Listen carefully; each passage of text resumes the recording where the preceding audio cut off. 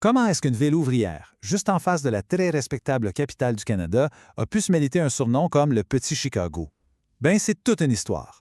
Une histoire de frontière, oui, mais pas juste une rivière, une frontière morale, économique, culturelle. Une frontière qui était alimentée par l'alcool, le jazz et une corruption, disons, très bien orchestrée. Pour comprendre, il faut s'imaginer la scène.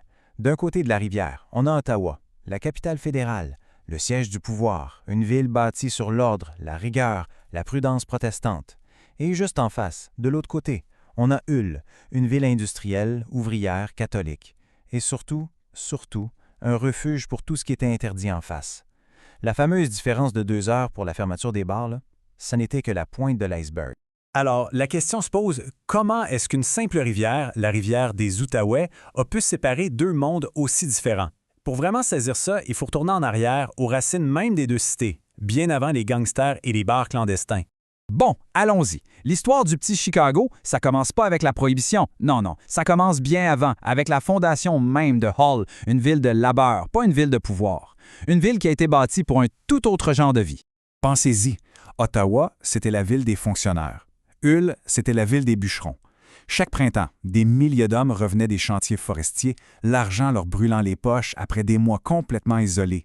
Ils avaient une soif insatiable de se divertir. Alors, tout naturellement, l'économie de Hull s'est organisée pour répondre à cette demande. Le vice, c'était pas un accident, c'était son modèle d'affaires.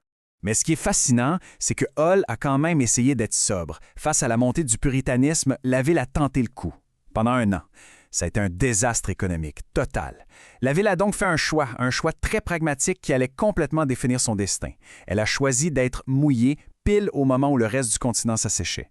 Et cette décision-là, elle a tout changé. Et c'est là que tout bascule. Le choix de Hull arrive en même temps qu'un événement continental majeur, la prohibition aux États-Unis et en Ontario. Tout d'un coup, la petite ville ouvrière n'est plus juste l'échappatoire d'Ottawa, elle devient une destination internationale. Le point crucial, le voilà. C'est cette décision du gouvernement du Québec. En devenant le seul endroit dans l'Est de l'Amérique du Nord où on pouvait légalement acheter du whisky ou du gin, le Québec a, en quelque sorte, donné à Hull un monopole sur le vice. La ville n'était plus seulement le bord d'Ottawa, elle devenait le bord de tout l'Est du continent. Et les conséquences de tout ça? Immédiates et spectaculaires. En 1936, au sommet de cette ère complètement folle, le taux de criminalité à Hull a atteint 170. 170 crimes pour 1000 habitants. C'est un chiffre qui dépasse l'entendement. Pour bien saisir à quel point c'est énorme, mettons ça en contexte. On prend Trois-Rivières, une autre ville québécoise de taille similaire à l'époque, son taux de criminalité, 34. Hull était donc 5 fois plus criminogène. Le surnom de Petit Chicago, finalement, c'était pas une exagération, c'était une simple description statistique. Une situation comme ça n'arrive pas par accident. Ça demande une certaine organisation, mettons, une tolérance qui vient d'en haut. On entre alors dans une nouvelle phase, où le crime n'est plus seulement toléré, mais carrément intégré au modèle d'affaires de la ville, sous la direction d'un maire assez inoubliable.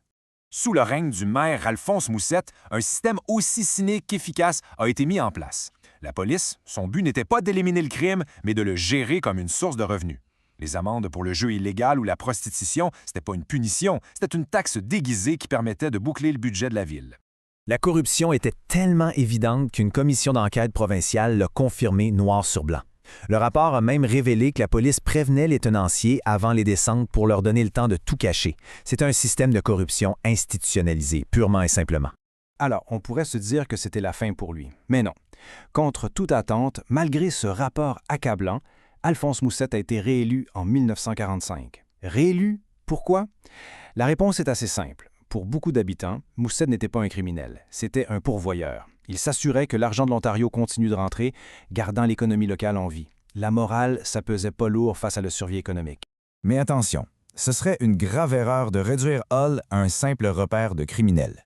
Le petit Chicago, c'était aussi une capitale culturelle incroyablement vibrante, un des plus grands centres de jazz au Canada, où la nuit avait une toute autre saveur. L'Standish Hall, ce n'était pas juste un bar, c'était une scène de calibre international.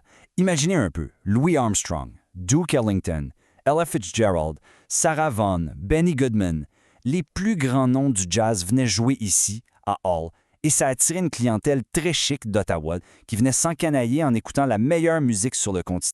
Et puis, il y avait le Chez Henri, le cœur battant de la nuit de Hull, un endroit légendaire où les hiérarchies sociales disparaissaient le temps d'un verre. C'était aussi un lieu pionnier, même si c'était complexe, pour la communauté LGBTQ+. On y accueillait des artistes travestis comme Peaches Latour, bien avant que ce soit socialement acceptable et encore moins légal. Le modèle économique de toute cette époque, il reposait sur cette 5 différences de 2 heures. Chaque nuit, à 1 heure du matin, c'était une véritable migration. Des milliers de personnes traversaient le pont, injectant des sommes d'argent colossales dans l'économie de Hull. La ville vivait littéralement sur le temps de sommeil que l'Ontario refusait à ses citoyens. Mais bon, toutes les fêtes ont une fin. Et la chute du petit Chicago, elle a été aussi rapide et brutale que son ascension avait été fulgurante.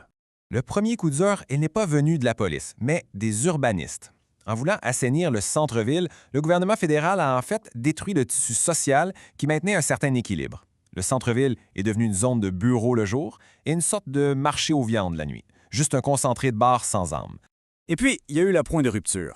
Le 16 septembre 1991, une intervention policière, un chien abattu. La scène, filmée, a tourné en boucle partout. C'est devenu le symbole mondial du chaos de Hull. C'était l'humiliation de trop et ça a déclenché l'opération Tolérance Zéro. Et voici le coup final. En 1997, le gouvernement change la loi. Les bars de Hull doivent maintenant fermer à 2 heures, comme en Ontario. Du jour au lendemain, la raison principale de traverser le pont s'est évaporée. La ruée sur le pont s'est arrêtée net, et avec elle, c'est toute l'économie de la nuit qui s'est effondrée. Aujourd'hui, Hull est intégré à Gatineau. Son centre-ville a été modernisé. Mais on peut se demander ce qui reste de cet héritage de désobéissance, de résistance. L'histoire du petit Chicago, ça nous rappelle qu'une ville n'est pas seulement définie par ses lois, mais aussi par son ingéniosité à les contourner.